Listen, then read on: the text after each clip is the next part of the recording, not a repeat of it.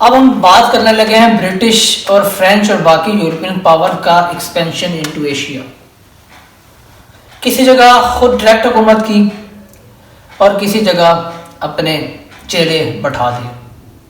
लेकिन अभी हम बात इस्लामिक जो लोग हैं और इस्लामिक कल्चर है और उस पर इन्फ्लुएंस कितना था वेस्टर्न्स का, उसके लिए हम आगे बढ़ते हुए बात करते हैं पर्शिया की, आज के प्रेजेंट डे ईरान की, जो कि आज भी फ़लस्तीन की बैटल के लिए लड़ रहा है और ये भी एक इस्लामिक ही वे है, लेकिन ये एक शिया इस्लाम पे बेस है, जिसका हमने पिछली एपिसोड में डिस्कस किया। अगर आपने पिछली एपिसोड नहीं देखी तो आप देख लें ताकि आपको इस सीरीज़ का और अच्छी तरह अंदाज़ा हो सके। तो यहाँ पे जो डायनेस्टी हुकूमत कर रही थी वो थी काजार डायनेस्टी। 1920 तक यहाँ पे हुक्मरान रही। 1707 से शायद अब आगे उस डायनेस्टी ने एक्सपैंड करना शुरू किया। तो ये जो डायनेस्टी थी ये भी वेस्टर्न इन्फ्लुएंस से बहुत तंग आ चुकी थी। वो देख रही थी कि वेस्ट में एडवांसेस हो रहे हैं। अभी तो मैंने आपको मोहम्मद आई के ऊपर जो यानी मोहम्मद दोम के ऊपर जो प्रेशर था वो तो एक्सट्रीम पे था ना, वो तो लीड कर रहा था इस्लामिक वर्ल्ड को, लेकिन साथ ही साथ प्रेशर जो था वो पर्शियन एम्पायर पे भी था और पर्शियन इन्फ्लुएंस पे भी बढ़ रहा था वक्त के साथ साथ। तो वहाँ पे जो डायनेस्टी थी वो वेस्टर्न लोगों को देखती थी और वेस्टर्न एजुकेशन को देखती थी, वेस्टर्न चीज़ों को देखती थी। तो उनमें के जो एलीट क्लास थी वो अब देख रहे थे कि हमें भी वेस्टर्न एजुकेशन हासिल करनी चाहिए और आगे बढ़ना चाहिए ताकि हम दुनिया के साथ कम्पीट कर सकें, क्योंकि उन्होंने इजिप्ट का हाल भी देख लिया था और सीरिया का हाल भी देख लिया था और बाकी चीज़ों का हाल भी देख लिया, कम अज़ कम अपने बॉर्डर्स को तो सिक्योर कर सकें। तो क्या होता है, ये भी दो मेजर यूरोपियन पावर्स के दरमियान डिवाइड हो गया। पर्शिया भी उस पर डायरेक्ट इन्फ्लुएंस तो नहीं था, लेकिन ये ग्रेट पावर्स के दरमियान ये भी फंस गया। ब्रिटिश एक तरफ और रशिया एक तरफ। इन्होंने ईरान को अपनी इंपीरियल मोटिव्स के लिए यूज करने का प्लान बना लिया था, लेकिन ईरान की इंपॉर्टेंस इसलिए भी अब ज्यादा हो गई थी क्योंकि इंडस्ट्रियल रेवोल्यूशन तो आ चुकी थी। तो ईरान के अंदर ऑयल भी दरियाफ्त हो गया। जब ईरान के अंदर ऑयल दरियाफ्त हो गया तो ब्रिटिश का इंटरेस्ट भी बढ़ गया मिडल ईस्ट के अंदर और खास तौर पे ईरान के अंदर, और रशिया का इंटरेस्ट भी बढ़ गया क्योंकि वहां भी इंडस्ट्रियलाइजेशन किसी हद तक थी। तो क्या हुआ, उन्होंने कहा कि ईरान को हम अपने स्फीयर इन्फ्लुएंस में रखते हैं, लेकिन यहाँ पे रशियन एम्पायर एक बहुत बड़ी एम्पायर थी उस वक्त भी नॉर्थ में और अभी भी है, और यूएसएसआर के तौर पर भी थी। तो इस तरफ ब्रिटिश एम्पायर एक बड़ी एम्पायर थी, उसके बाद फ्रेंच थी। तो ब्रिटिश एम्पायर ने ईरान को डिवाइड कर दिया। उन्होंने कहा नॉर्दर्न पास रशिया भाई आप अपने पास रखो, ठीक है, उसे अपने इन्फ्लुएंस में रखो और वहाँ से आपको जो लेना है लो, और साउथर्न पार्ट होगा ईरान का वो हमारे इन्फ्लुएंस में रहेगा और हम इसे चाहें तो और यूज़ कर सकते। और 1914 तक ये भी ब्रिटिश इन्फ्लुएंस में रहा और शायद आज भी बहुत सारे नेशन के इन्फ्लुएंस में है, ख़ास तौर पे रशिया के इन्फ्लुएंस में भी ईरान है।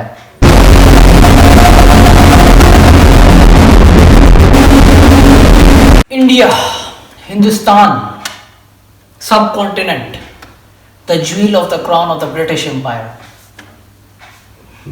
सोने की चिड़िया।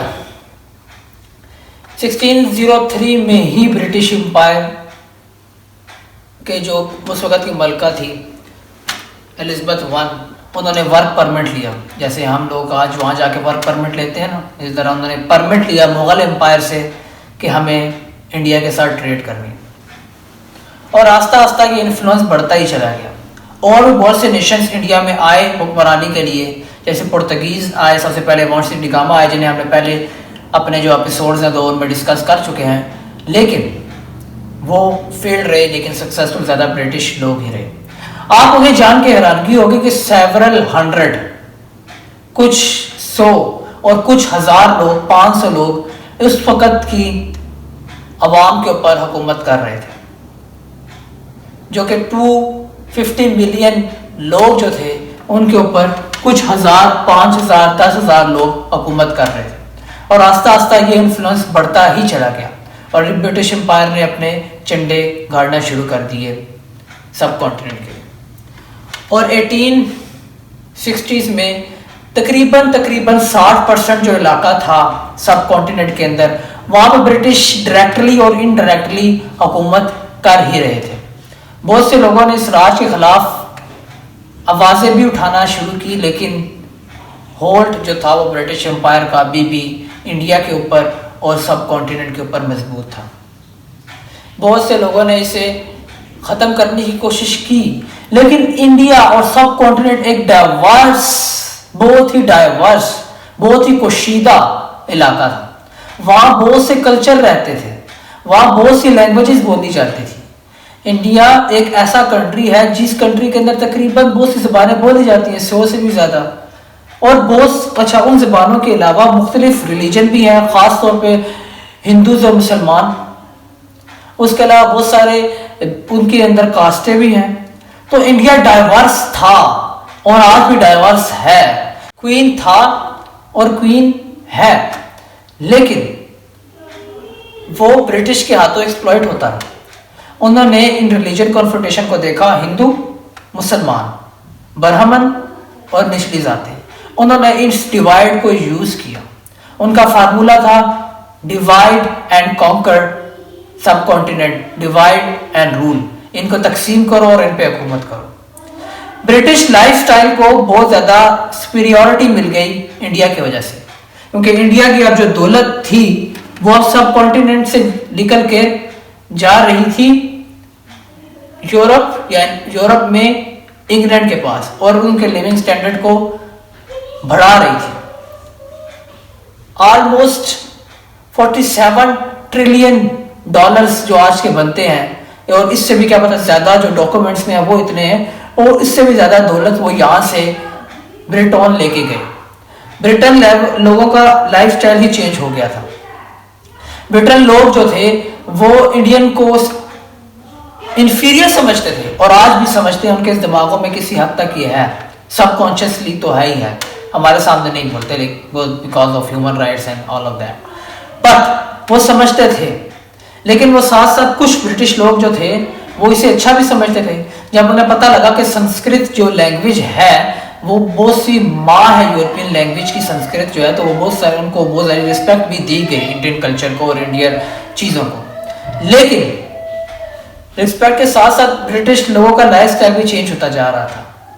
खाने में कड़ी जैसी चीज़ें भी अब ब्रिटिश जो फूड था उसके अंदर ऐड हो गई थी। साथ साथ पजामाज और मुख्तलिफ वर्ड इंग्लिश लैंग्वेज के अंदर इंडिया से ही इंट्रोड्यूस किए गए, और ख़ास तौर पर जो दौलत यहाँ से वो लेके जाते थे उसको वो एक्सप्लॉइट और कुछ ऐसा वर्ड नहीं दे सकते थे, तो उन्होंने एक नया वर्ड इजाद किया, लूट। आपको जान के हैरानगी होगी कि लूट को इंग्लिश वर्ड में इंट्रोड्यूस करवाया गया ब्रिटिश की वजह से, और आज ब्रिटिश में लूट वर्ड यूज़ किया जाता है जो दौलत वो यहाँ से लेके गए। तो उनके लिए ये एक बहुत बड़ी चीज़ थी। उन्होंने इसी दौलत को यूज़ करके बाद में ऑस्ट्रेलिया को डेवलप किया, कनाडा को डेवलप किया, और अमेरिका के अंदर भी इन्वेस्टमेंट उन्होंने इसी पैसे को लेकर की, और यूरोप के अंदर भी इन्वेस्टमेंट उन्होंने इसी पैसे को लेकर की। इसमें हमारी भी गलती थी, क्योंकि डाइवर्स था हमारा रीजन, तो उसमें यूनिटी स्ट्रांग नहीं थी। अगर यूनिटी होती तो हम ब्रिटेन को यहाँ से भगा देते, लेकिन उन्होंने हमारे ही लोगों के कानों में बातें घुसाई, एक की बात उधर की, दूसरे की बात इधर की, और खुद हुकूमत करते रहे इनडायरेक्टली, और हमें आपस में लड़ा दिया। बाद में कांग्रेस की बुनियाद रखी गई 1885 में। 1885 में कांग्रेस की बुनियाद रखी गई, जो कि बाद में जो लोग बच्चे पढ़ के आते थे ब्रिटिश से, क्योंकि उन्हें वेस्टर्न टेक्नोलॉजी और वेस्टर्न कल्चर का इन्फ्लुएंस होने लग गया था सब कॉन्टिनेंट के ऊपर। सब कॉन्टिनेंट में अब ब्रिटिश कल्चर और इन्फ्लुएंस बहुत ज़्यादा बढ़ गया था। बाहर के वहाँ के बच्चे जो थे, जो एलीट क्लास के खास तौर पर बच्चे थे, वो ब्रिटेन जाके पढ़ते थे और फिर वापस आके इंडिया पे हुकूमत करते थे। उन्होंने कहा कि इंडियन के ऊपर हमारे जो ब्रिटिश जो राज है वो बहुत सारी चीजें लगा रहा है, उसमें था एसेट और लाइबिलिटी। उन्होंने कहा इंडियंस को तो आपने लाइबिलिटी बनाया हुआ है, और एसेट आप सारा ब्रिटेन कन्वर्ट करते रहते हैं। ये बात उन्होंने यूज की कि आपका सारा जो एसेट है वो तो आ रहा है ब्रिटेन, जो एसेट है वो तो ब्रिटेन जा रहा है, और जो यहाँ पे हिंदू लोग हैं और जो मुसलमान लोग हैं उनके पास तो कुछ नहीं बचता। तो इस बात को उन्होंने कन्फ्रंट किया और कहा कि कांग्रेस को हम बनाएंगे, और बाद में कांग्रेस उन्हीं के खिलाफ हो गई। और महात्मा गांधी और बहुत सारे जो लीडर्स थे वो कहते थे कि जो वेस्टर्न टेक्नोलॉजी और चीज़ें हैं इनको यूज़ ना किया जाए। होम इंडस्ट्री लगाया जाए, होम कॉटन इंडस्ट्री लगाया जाए, होम टेक्सटाइल इंडस्ट्री लगाया जाए, ताकि हम अपने कल्चर को और अपने लोगों को मजबूत कर सकें, क्योंकि ये एक पुअर रीजन है और आज भी एक पुअर रीजन है और तब भी स्ट्रांग होगा जब लोग स्ट्रांग होंगे। नेक्स्ट स्टेप था कि इसको संभाल के भी रखना, क्योंकि किसी भी चीज़ को हासिल करने से ज़्यादा उसको संभाल के रखना और उससे फ़ायदा उठाना बहुत बड़ी बात है। तो उन्होंने सबसे पहले जिस आइसलैंड पे कब्जा किया और सब कॉन्टिनेंट को सिक्योर किया वो था साइलोन। आज का साइलोन श्रीलंका है। श्रीलंका पे उन्होंने कब्जा कर लिया और श्रीलंका भी क्रिकेट खेलता है जैसे पाकिस्तान और इंडिया खेलते हैं, क्योंकि वो भी ब्रिटिश कंट्रोल में रह चुका है। उसके बाद उन्होंने देखा कि 18वीं सेंचुरी में यानी 1700 में तो हमने फ्रेंच को भगा दिया था यहाँ से, लेकिन जैसे ही 19वीं सदी का आगाज हुआ यानी 1800 का आगाज हुआ, तो 1820 के बाद उन्होंने फ्रेंच ने शोचिंग का जो चाइना में आता है उसका इलाका एनेक्स कर लिया, यानी अपने कब्जे में कर लिया। इसके बाद उन्होंने देखा कि फ्रेंच ने कंबोडिया, लाओस और रेस्ट ऑफ वियतनाम जो के इलाके जो है वो सारा तो फ्रेंच टेरिटरी में चले गए हैं। उन्होंने कहा अगर अब भी फ्रेंच को ना रोका गया तो फ्रेंच तो आ जाएंगे ब्रिटिश सब कॉन्टिनेंट के अंदर। तो उन्होंने क्या किया, ब्रिटिश ने कहा हमें कोई काउंटर ऑफेंस जल्दी से करना होगा इससे पहले कि ये आगे मूव करें। उन्होंने बर्मा के अंदर कब्जा किया जो कि आज का म्यांमार है। उसके बाद वो आगे बढ़े, उन्होंने मले पेनिनसुला जो है उसे भी अपने कब्जे में कर लिया, यानी जिससे मलेशिया, इंडोनेशिया वगैरह वाले मुल्क आते हैं। उसके बाद वो यहाँ पे ही नहीं रुके, उन्होंने आगे भी बहुत से आइसलैंड पे कब्जा करना शुरू कर दिया था। थाईलैंड और में जाकर सियाम जो उस वक्त नाम था लेकिन अब थाईलैंड हो गया है। उसके बाद वहां पे जाके उनकी ट्रीटी होती है जिसमें उन्होंने बफर जोन बना दिया ब्रिटिश एम्पायर और फ्रेंच एम्पायर में। उसके बाद ब्रिटिश का जो कब्जा जो सबसे बड़ा माना जाता है वो था सिंगापुर, जो कि आज बहुत ज्यादा तरक्की करने वाली कंट्री है। सिंगापुर को आप देखें तो वो ब्रिटिश की सबसे लास्ट टेरिटरी है जो उन्होंने 1998 में चाइना को वापस की थी। उसके ऊपर भी ब्रिटिश का कब्जा रहा है हमेशा से। उसके बाद देखा जाए तो रशियन एम्पायर और ब्रिटिश एम्पायर के दरमियान भी खतरा बहुत ज्यादा बढ़ गया था, क्योंकि अभी तक मैंने आपको बताया कि ईरान के जो इलाके थे उसमें साउथ का कब्जा ब्रिटिश का हो गया था, नॉर्थ में कब्जा कंट्रोल एक तरह का वो था रशिया का कंट्रोल। लेकिन बेशक उस तरह नहीं था लेकिन कंट्रोल था पॉलिटिकली। उसके बाद देखा गया कि जो रशिया है वो भी सेंट्रल एशिया के अंदर एक्सपेंड करता जा रहा है, सेंट्रल एशिया में अपने आप को लाता जा रहा है। और जो लोग थे बॉर्डर के ऊपर जो पाकिस्तान के इलाकों में आते थे वो जो लोग थे वो रशियन एम्पायर को कॉन्कर होने वाले थे। लेकिन जो बोर वार छिड़ गई साउथ अफ्रीका में जो कि 1899 में शुरू हुई, 1902 में खत्म हुई, और जो रशियन और जापानीज की जो वार हुई थी जो कि 1904 में शुरू हुई, 1905 में खत्म हुई, उसकी वजह से दोनों कंट्रीज इतनी ताकतवर नहीं हो सकी कि वो अफगानिस्तान के अंदर एक बैटल लड़े और अफगानिस्तान को भी कॉन्कर करे और बताएं कि हम हमारे में से स्ट्रॉन्ग कौन है। तो उन्होंने भी एक दूसरे के साथ बफर जोन बना लिया। और 1914 में जब वर्ल्ड वॉर वन खत्म हुई, वर्ल्ड वॉर वन शुरू हुई, तो बहुत सारे आइसलैंड्स और इन चीजों पे एक ब्रिटिश, फ्रेंच या बाकी यूरोपियन ताकत का कब्जा था। और दूसरी तरफ ब्रिटिश और रशिया को यह भी फिक्र पड़ गई थी कि जो अमेरिका के अंदर जो इंपीरियल चीजें हैं पैसिफिक ओशन के बाद जैसे हवाई आइसलैंड हो गए या बाकी चीजें होगी, वहां पे जर्मन और अमेरिकन ज्यादा एक्टिव हो गए हैं। तो वहां के आइसलैंड्स पे भी रसर रखनी है क्योंकि वहां भी तजारत होती है, तो उन आइसलैंड्स पे भी कब्जा करने का सोचना है या वहां पे भी अपनी कुछ लोगों को बैठाना है ताकि वहां भी हमारी तजारत हो सके और वहां भी हमारी कश्तियां मूव कर सके। तो ये भी एक मोटिव था जिसकी वजह से ये बफर जोन क्रिएट हुए। लेकिन ब्रिटिश ने इंडिया को सिक्योर करने के लिए जो मंसूबा तरतीब दिया था उसमें वो कामयाब हुए। अब बात ऑस्ट्रेलिया और न्यूजीलैंड की। ऑस्ट्रेलिया और न्यूजीलैंड के इलाके जो आते हैं वो बहुत दूर हैं as compare to the rest of the world. सबसे पहले ब्रिटिशर्स गए न्यूजीलैंड के अंदर। न्यूजीलैंड के अंदर उन्होंने जो उनके लोकल जो लोग थे उन्हें शिकस्त दी और न्यूजीलैंड के ऊपर कब्जा कर लिया। लोकल लोगों को शिकस्त देकर न्यूजीलैंड पे कब्जा करने के बाद उन्होंने वाइट लोगों को बसाना शुरू कर दिया जो कि बहुत सारे ब्रिटिशर्स थे और बहुत से यूरोपियन इलाकों से भी लोग थे। उन्होंने उन्हें यहाँ पे बसाना शुरू कर दिया और न्यूजीलैंड का टेम्परेचर था वो मॉडरेट था।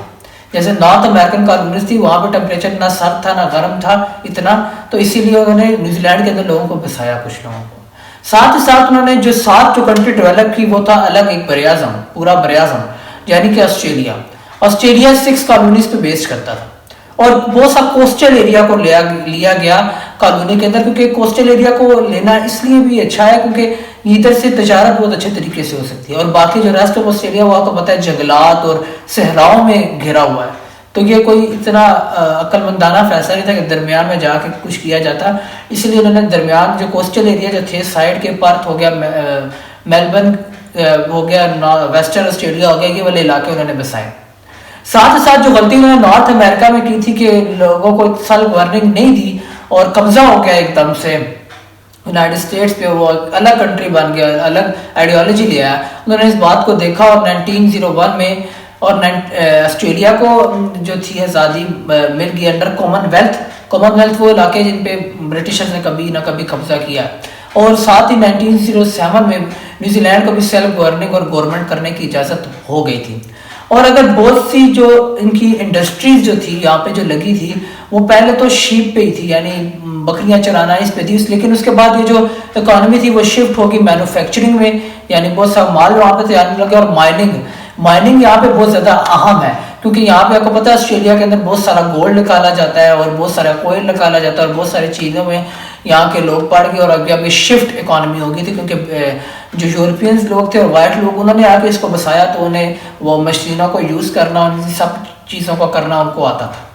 साथ ही साथ के जो 2 मुल्क हैं वो कॉमनवेल्थ के अंदर तो शामिल है, साथ ही साथ ये जो मुल्क हैं वो 1890s में इन्होंने वुमेन को राइट्स देना शुरू कर दिया और वुमेन को भी वोटिंग का हक था, जो कि यूनाइटेड स्टेट्स बहुत देर के बाद ही आया। अब बात करते हैं चाइना की। चाइना में चिंग एम्पायर, उससे पहले मिंग एम्पायर जिसका हम जिक्र एपिसोड नंबर 1 में कर चुके हैं, उसका कब्जा था, या मंचू एम्पायर भी कहा जाता है उसे। लेकिन चाइना जो था वो वेस्टर्न इन्फ्लुएंस में आ गया, वो भी बच नहीं सका, जो कि दुनिया में पूरी में हो रहा था। चाइना के जो डायनेस्टी थी उसके ऊपर प्रेशर डाला जा रहा था कि वो वेस्टर्न टर्म्स के ऊपर तिजारत करे, और चाइना को ये पसंद नहीं था। चाइना की हुकूमत जापानीज हुकूमत की तरह होशियार थी, वो कभी भी वेस्टर्न्स को उस तरह अपने कंट्री में आने नहीं देती थी। वो सिल्वर और गोल्ड में उनके साथ तिजारत तो करती थी, लेकिन सिर्फ कॉटन वाले इलाकों में। कहते थे यहाँ तक आपका हिस्सा है, यहाँ पे आके आप तिजारत कर सकते हो, कॉटन लेके जा सकते हो, बाकी वहाँ पे आपका कोई असूल नहीं बनता कि आप वहाँ आके हमसे बात करो या जो भी करो। लेकिन चाइना भी वक्त के साथ साथ कमज़ोर होता गया, जैसे ऑटोमन एम्पायर की मैंने आपको स्टोरी सुनाई और पर्शियन एम्पायर की स्टोरी सुनाई। तो चाइना वाहिद कंट्री है, वाहिद तो नहीं लेकिन ऐसी कंट्रीज में आता है जिसमें डायरेक्ट रूल नहीं हुआ। ये सब कॉन्टिनेंट में तो ब्रिटिश ने डायरेक्ट रूल किया ना, लेकिन चाइना में ऐसा नहीं हो सका क्योंकि बहुत सारी पावर्स थी वहाँ पे, और जापान जो साथ ही बैठी हुई बहुत बड़ी पावर मौजूद थी, तो आपस में कॉन्फ्रेंट ना हो जाए, इसलिए ये नहीं हो सका। जैसे मैं पहले बताया कि फ्रेंच ने एक इलाके को एनेक्स्ट कर लिया था, अपने हिस्सा बना लिया था। साथ ही साथ ब्रिटिश ने हांगकांग के इलाके पे कब्जा कर लिया, जो कि ब्रिटिश के पास है, जो उन्होंने 1998 में वापस किया। साथ ही साथ लाओस और वियतनाम जो पूरा था वो सारा तो ले लिया फ्रेंच ने। उसके बाद रशिया जो था उसने भी कसर नहीं छोड़ी, उसने मंचूरिया का पूरा जो इलाका था, जो कि ऊपर चाइनीज के ऊपर ही आता है रशिया के बॉर्डर के साथ, जो कि रशिया का दूसरा वाला इस तरफ वाली साइड है, वहाँ से मंचूरिया के ऊपर रशिया ने कब्जा कर लिया। और जापानीज ने पूरे कोरिया, जो कि आज का नॉर्थ कोरिया और साउथ कोरिया, इसका पूरा कोरिया जो है वो आ गया जापानीज इन्फ्लुएंस में।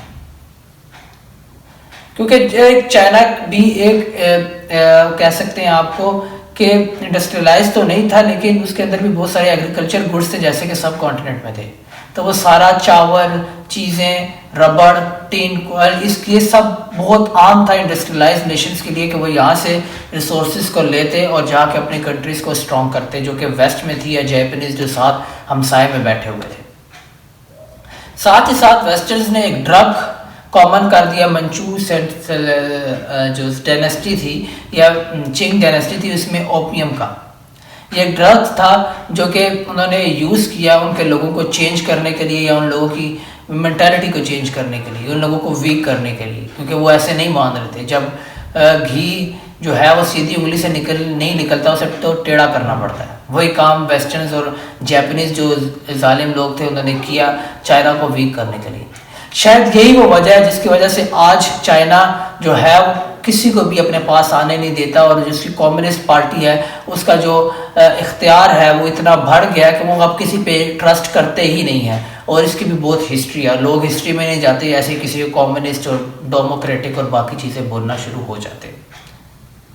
तो चाइना की जो डायनेस्टी थी वो भी वेस्टर्न इन्फ्लुएंस में आ गई और जापानीज इन्फ्लुएंस में आ गई, और चाइना के जो लोग थे वो मिंग डायनेस्टी के खिलाफ खड़े होने शुरू हो गए। उन्होंने कहा वेस्टर्न टेक्नोलॉजी को अडॉप्ट करो, आप क्यों नहीं अडॉप्ट करते? जैसे कि हमारे जो लोग थे, लिबरल्स लोग, वो लोग थे, उन्होंने कहा आप क्यों नहीं अडॉप्ट करते? और उन्होंने मिंग डायनेस्टी के खिलाफ बगावतें शुरू कर दी और चाइना को आप बहुत से इलाकों में डिवाइड कर लिया। और जो कोस्टल एरिया था, जैसे मैंने ऑस्ट्रेलिया का बताया, ऑस्ट्रेलिया कोस्टल एरिया, इसी तरह जो चाइना के कोस्टल एरिया था वो तो अब उन्हीं को दे दिया। और जो तिजारत होती थी, ट्रेड होती थी, वो वेस्टर्न टर्म्स पे अब होने लग गई थी और वेस्टर्न टर्म्स पे ही निगोशिएट किया जाता था। और चाइना भी बड़ी बड़ी पावर्स में बट गया। कहीं जर्मन्स ने आइसलैंड्स पे कब्जा कर लिया, कहीं रशिया ने कब्जा कर लिया, कहीं जापानीज से कब्जा कर लिया, कहीं यहाँ तक कि यूनाइटेड स्टेट्स भी पीछे नहीं था, उसने भी वो से जो इलाके थे चाइना के पास उसके ऊपर कब्जा करना शुरू कर दिया और अपनी कंट्री को और अपने जो पावर्स थी उनको स्ट्रॉन्ग करना शुरू कर दिया। और चाइना भी पावर्स के दरमियान बट गया और एक तरह का कॉलोनाइज्ड हो गया। लेकिन ये कॉलोनाइजेशन सिर्फ एक कंट्री की नहीं थी, बल्कि एक मिक्स्ड कॉलोनाइजेशन चाइना की होगी। अब हम बात करने लगे हैं एक ऐसी कंट्री की जिसने वेस्टर्न नेशन को हिला के रख दिया। जी हाँ, मैं बात कर रहा हूँ जापान की, जो आज भी दुनिया की तीसरी बड़ी मईशत है। जापानीज लोगों ने कभी अडॉप्शन नहीं की थी किसी भी कल्चर से, चाइनीज की तरह और कोरियंस की तरह जापानीज भी अपने कल्चर पे और अपने ट्रेडिशंस पे नाज करते थे और अपने आप को अलग समझते थे। हम पहली एपिसोड में जिक्र कर चुके हैं कि उन्होंने अपने आप को आइसोलेशन मोड में डाल दिया था ताकि कोई हमारे ऊपर अटैक ना कर सके। लेकिन जापान को अब अडॉप्शन करनी थी। उन्हें समझ आ रहा था कि इस दुनिया में रहना कैसे है, इस दुनिया में चलना कैसे है। ये कोई चालाकी नहीं थी, ये वैसे ही था जैसे जहर को जहर ही मारता है। जापानीज लोग अब वेस्टर्न टेक्नोलॉजी को अडॉप्ट करने जा रहे थे। अनलाइक इंडियन और चाइनीज, जापानी लोग मेहनती थे और एम्बिशियस थे।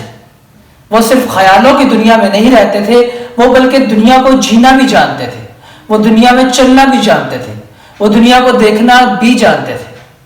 जापानीज लोग अब वेस्टर्न टेक्नोलॉजी को अडॉप्ट करना शुरू हो गए थे और 1850s में ये बहुत ही आगे चला गया। और उसके बाद जापान ने वेस्टर्न टेक्नोलॉजी को अडॉप्ट करके बहुत आगे निकल गया। साथ ही साथ वेस्टर्न टेक्नोलॉजी को अडॉप्ट करते ही इंडस्ट्रियलाइज नेशन भी बन गया जापान। जापान अब एक इंडस्ट्रियलाइज नेशन है और बड़ी बड़ी चीजें एक्सपोर्ट करता है बहुत सी कंट्रीज को। ये एक इंडस्ट्रियलाइज नेशन है ऑन वेस्टर्न टर्म्स, लेकिन ये वेस्टर्न टर्म्स में उस तरह है कि अपने कल्चर को चेंज नहीं किया, लेकिन किसी हद तक उनके निज़ाम पे चल रहा है। उसने चाइना की तरह उनके निज़ाम को टक्कर तो नहीं दी, लेकिन उसने उन्हीं की चीज़ों को अडॉप्ट करके उन्हें ही टक्कर दी। जापान नेशन जो है वो एक ऐसा नेशन है जो कि अपने जो ऑफिसर्स हैं या अपनी जो कंपनीज हैं उनके साथ बहुत लॉयल है। वो इस तरह लॉयल है कि वेस्टर्न नेशंस में इंडस्ट्रियों के जो नीचे काम करने वाले लोग हैं वो इतने लॉयल नहीं होते। वो आज एक जगह काम कर रहे हैं, कल दूसरी जगह काम करेंगे। लेकिन जापानीज लोग अपने एल्डर्स के साथ यानी अपने बड़ों के साथ और अपने नेशंस के साथ बहुत लॉयल हैं। जापानीज लोग वेस्टर्न नेशंस की तरह, खासतौर पे यूरोपियन नेशंस की तरह बेनिफिट्स भी देना शुरू हो गए। वो अपने बूढ़े लोगों को या जो काम करने वाले लोग हैं जो काम नहीं कर सकते, जो अब काम नहीं कर सकते, बूढ़े हो गए, उन्हें बेनिफिट्स देना भी शुरू कर दिए। जो कि पहले वेस्टर्न नेशन में ही प्रैक्टिस किया जाता था, लेकिन अब जापान में भी इस असूल को अडॉप्ट किया गया और जापान को भी एक बेहतरीन नेशन बनाने के लिए उन्होंने इस काम को शुरू कर दिया। जापान लोग अब नए मटेरियल को इंपोर्ट करना शुरू हो गए। कोल, टीन और आयरन जैसी चीजें बाहर से आने लगी, तो इससे बहुत खर्चा भी होने लग गया। जापान अब एक इंपीरियल पावर भी बन रहा था, क्योंकि ज़ाहिरी बात है एक छोटा सा जजीरा खास क्या करता कुछ खास, उसे भी पूरी दुनिया में इंपीरियलिज्म दिख रहा था, तो उसे भी बाहर जाना पड़ा। इसीलिए उसने चाइना के बहुत सारे इलाके, जैसे हमने पहले जिक्र किया, एनेक्स करके अपने साथ मिला लिए, जिसमें कोरिया और ताइवान जो आज का चाइनीज प्रोविंस है, जो आज चाइना से अलग है, वो भी अपने अलग एनेक्स कर लिया। मंचूरिया में उसकी बैटल रशियंस के साथ हुई। ये पहली दफा था कि जापान किसी बड़ी वेस्टर्न नेशन के साथ पंगा लेने जा रहा था। जापान के लोगों को वैसे बेनिफिट्स हासिल नहीं थे जैसे वेस्टर्न नेशंस में थे, वहां आबादी भी ज्यादा हो रही थी, लेकिन जापान के लोग अपने कंट्री के साथ बहुत लॉयल थे। वो हार्ड वर्क करते, वो दिन रात काम करते और अपने आप को उस लेवल पे लाने के लिए कोशिशें करते, और आज भी जापानी कौम बहुत प्रोडक्टिव कौम मानी जाती है।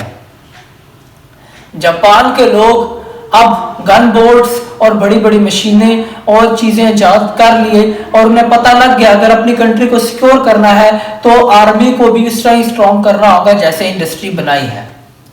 और वक्त आया 1890s का, और 1894 में उन्होंने रशिया के साथ पंगा लिया, बल्कि रशिया ने खुद ही पंगा लिया उनके साथ।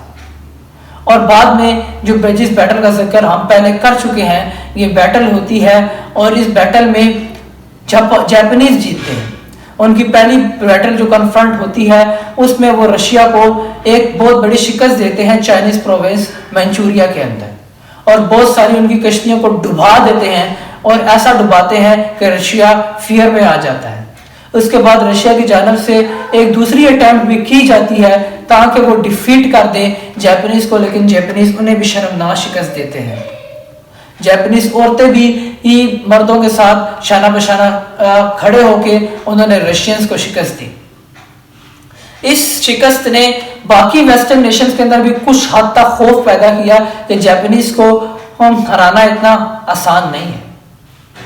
लेकिन वेस्टर्न नेशन जापान के साथ जिद भी करते थे, क्योंकि यूनाइटेड स्टेट्स एक इंपीरियल पावर बन रहा था, लेकिन उसे इतनी पाबंदियों का सामना नहीं करना पड़ा क्योंकि वो एक वेस्टर्न सिविलाइज्ड कंट्री ही थी। लेकिन जापान को इन चीज़ों का सामना करना पड़ा क्योंकि वो एक पहली एशियन कंट्री थी जो इंडस्ट्रियलाइज्ड होने जा रही थी और यूएस समेत पूरे यूरोप को टक्कर दे रही थी। जापान की कंट्री अब एक इंपीरियल पावर भी थी और एक दूसरी कंट्री भी बन गई थी जो कि एग्रीकल्चर गुड्स की जगह एक पूरी दुनिया में इंडस्ट्री लगाने जा रही थी और पूरी दुनिया को टक्कर देने जा रही थी। और ये करते करते जापान इतना आगे चला गया कि उसने बाद में कैसे हिस्सा लिया मुख्तलिफ वॉर्स में, उसका जिक्र हम आगे करते हैं।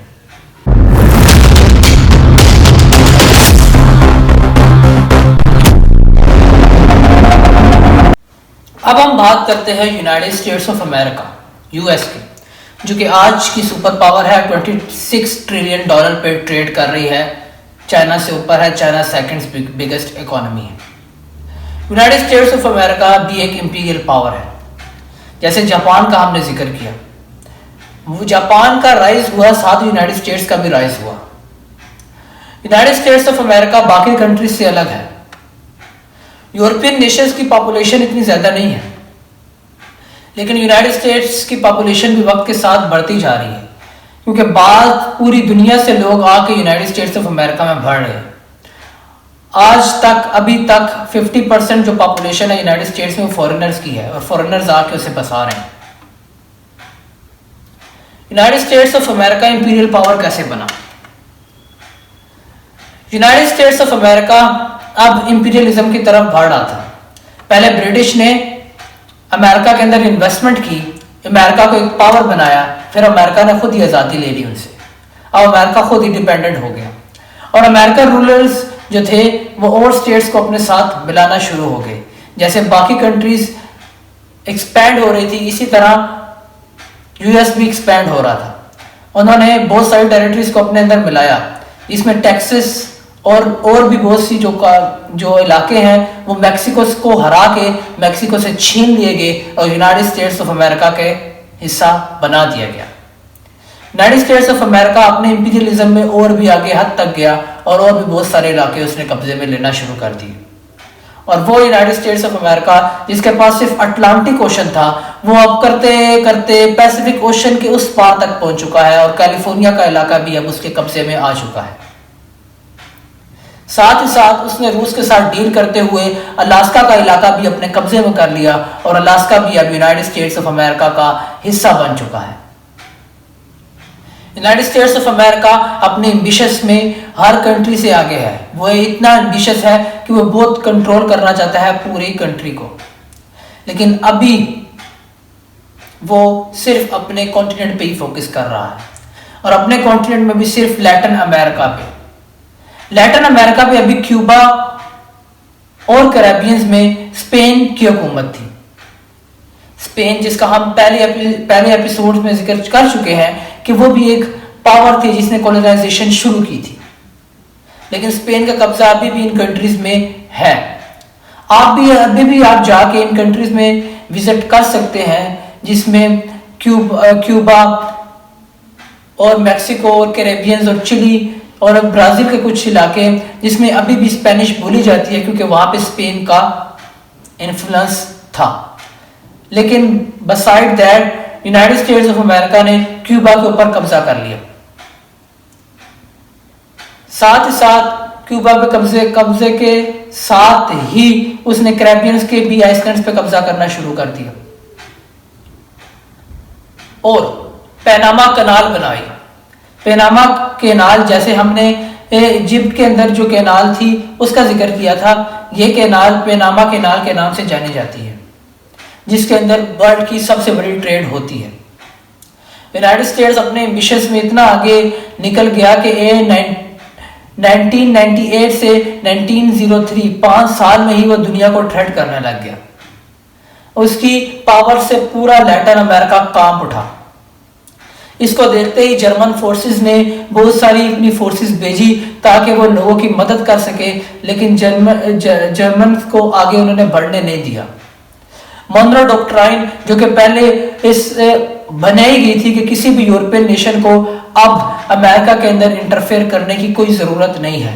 यहाँ का बेताज बादशाह सिर्फ यूनाइटेड स्टेट्स ऑफ अमेरिका है, जो कि चीजों को देखेगा और लोगों को बताएगा कि कैसे रूल करना है। अपने मटेरियल एक्सपेंशंस को आगे लेते जाते हुए उसने हवाई का आइसलैंड भी एनेक्स्ड कर लिया, कब्जा कर लिया अपने पास।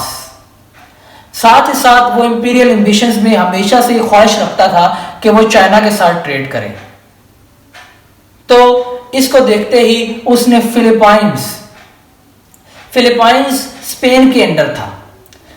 जैसे स्पेन को यहाँ पे शिकस्त दे दी अमेरिका के अंदर, तो फिलिपाइन यानी फिलिपिनो के ऊपर उसने डायरेक्ट रूल स्पेन से अपने अंडर ले लिया।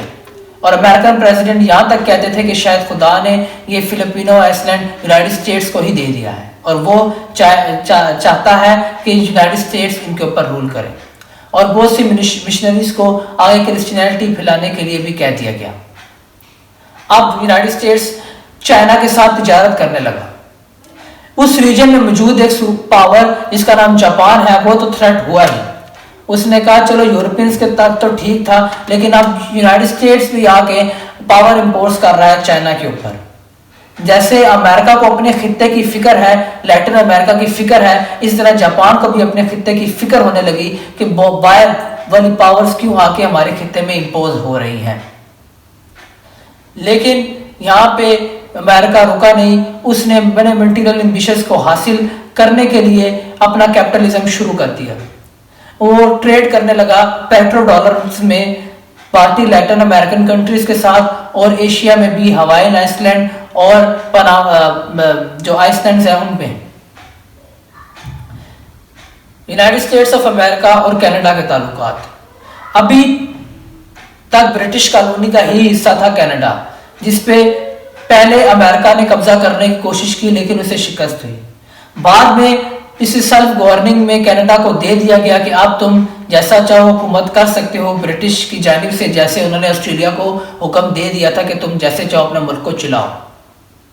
तो यूएस ने इस राइवलरी को ख़त्म करने के लिए कनाडा के साथ अपने अच्छे ताल्लुकात शुरू कर दिए और कनाडा की नायाग्रा फॉल्स और नेचुरल रिसोर्सेज जिसमें पेट्रोलियम बहुत अहम है उससे फ़ायदा उठाना शुरू कर दिया और फॉरेन इन्वेस्टमेंट को अपनी कंट्री में लाया और अपनी इन्वेस्टमेंट कनाडा के अंदर भी शुरू कर दी ताकि वो हर चीज़ से फ़ायदा उठा सके और अपने मटेरियल एम्बिशंस को पूरा कर सके।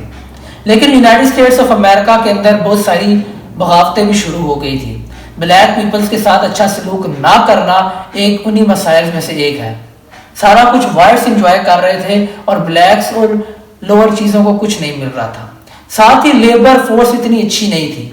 जैसे मैंने कहा जापान में लोगों को हार्ड वर्क करना पड़ता था, यूनाइटेड स्टेट्स में लोगों को और ज़्यादा हार्ड वर्क करना पड़ता था एज कम्पेयर टू यूरोपियंस, और आज भी हाल यही है। बेशक यूनाइटेड स्टेट्स एक दुनिया की वाइड सुपर पावर है, लेकिन वहाँ के लोगों का लिविंग स्टाइल भी अच्छा होगा पैसों के हिसाब से, लेकिन वैसा अच्छा नहीं है जैसे बाकी यूरोपियन कंट्रीज में और रेस्ट ऑफ द वर्ल्ड में एंजॉय किया जाता है। लेकिन यूनाइटेड स्टेट्स भी एक इंपीरियल पावर बन के पूरी दुनिया पे उभरा। अब जापान, यूनाइटेड स्टेट्स और बहुत सारे यूरोपियन पावर्स के पास इतना पैसा इकट्ठा हो गया कि अब वो शायद एक नई जंग की तरफ जाने लग गए थे।